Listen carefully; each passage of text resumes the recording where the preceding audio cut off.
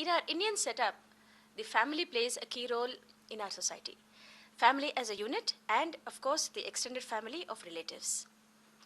In our Indian culture, previously we had a joint family system wherein all the parents, brothers, and the uncles and aunts used to all live together. So a minimum of 50 people used to live in one house under one roof.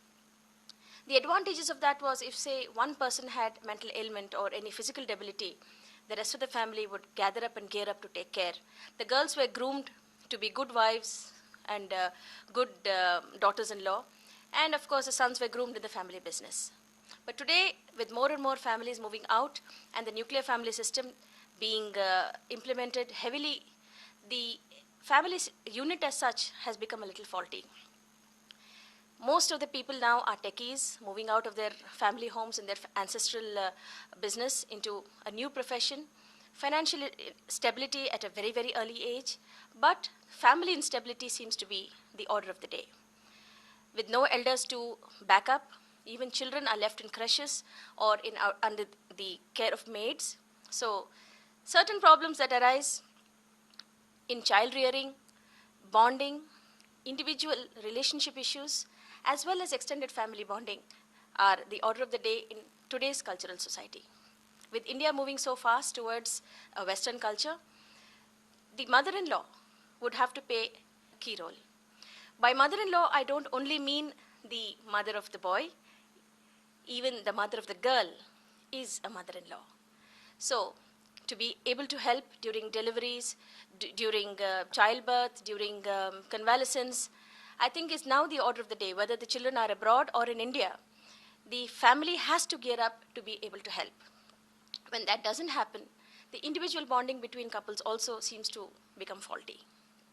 The father of the family, who was once the bread earner, is now the dependent for a modern family. So they are expected to be available at any time, and when that doesn't happen also, there are issues which can be recounted into interactional issues between the couple, child rearing issues, mothering issues, parenting issues, and general abuse issues because the children are left in creches or under the care of maids. A relationship between the mother-in-law and a daughter-in-law is legendary in this country. And to be able to work this out, I think it needs a lot more than rocket science. To be cordial, to accept a daughter-in-law as a daughter and a son-in-law as a son, not to create issues between them because we have ego or personal issues, dowry issues, ceremony issues, you gave this, I didn't give this.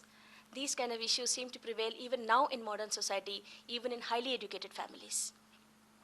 To be able to work this out, to be able to move across and not create what is called a remote control family, wherein the mother-in-law of either side presses a button in India and things start to happen, unpleasant things start to happen in other countries where the children are. Accept the child as your own, whether it's your own child or even an adopted child.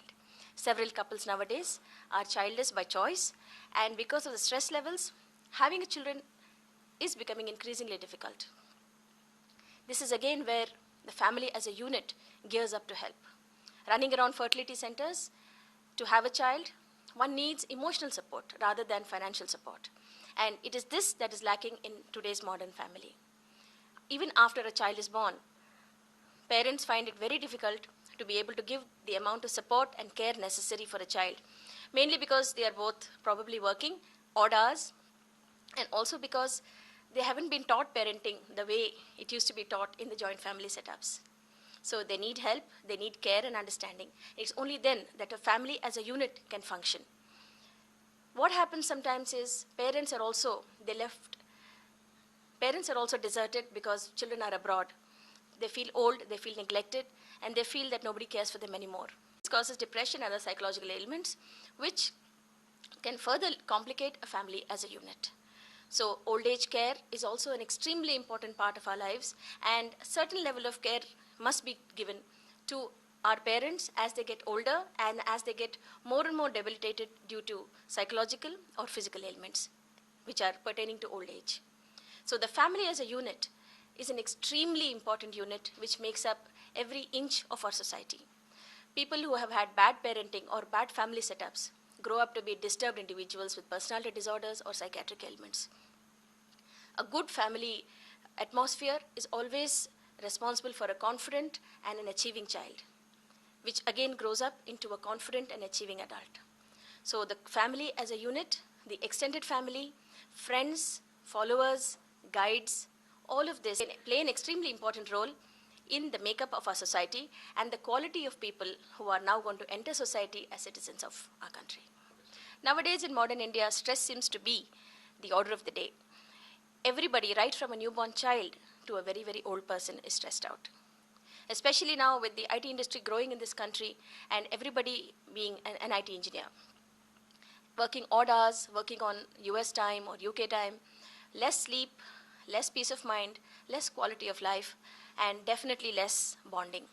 This lack of bonding, this lack of communication, all of these contribute to relationship issues, which later on contribute to psychological issues. Depression is now declared by the WHO as the world #1 disease, and it is the most debilitating. It's always mind over matter, as we say. If you're thinking too much, if you're too stressed out, definitely it shows its effect on other parts of the body.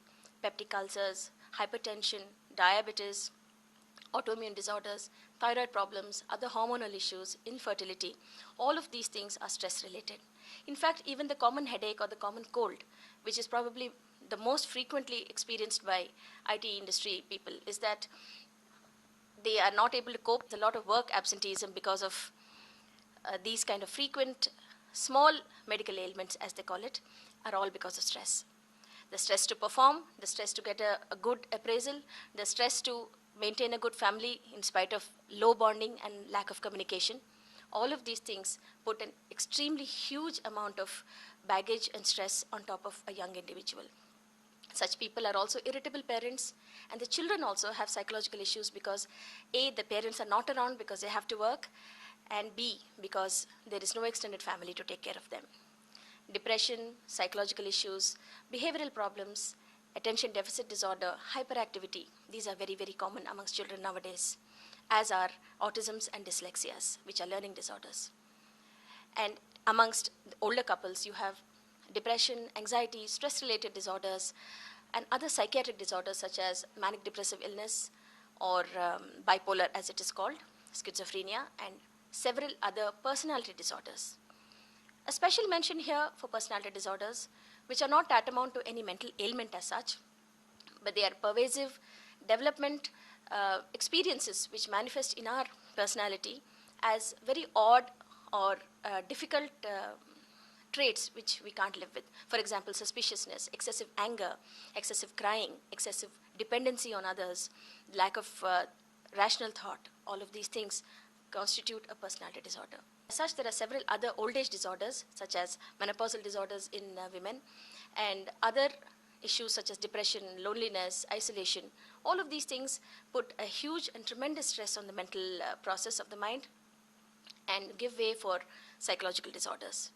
All of these things, a society must gear up to be able to deal with these issues, because as society progresses towards a more and more modern and open society, we have more and more issues. For example, the Boston Marathon shootings. This is a boy who was extremely isolated and lonely, and he went out to shoot people. The same thing as a boy who shot all those people in the movie theater while Batman movie was being aired. A lot of these people suffer from isolation and severe psychological ailment. People who molest children, pedophiles, rape, the new rape culture. All of these things come from psychological ailments such as isolation, stress, and lack of performance or lack of success in their lives, and which people like to subjugate the weaker section of society to be able to gain some level of psychological satisfaction. So as I said, it's always mind over matter, and knowledge of these things can also help in cure as well as to understand how the mental process works and how to make it work for you.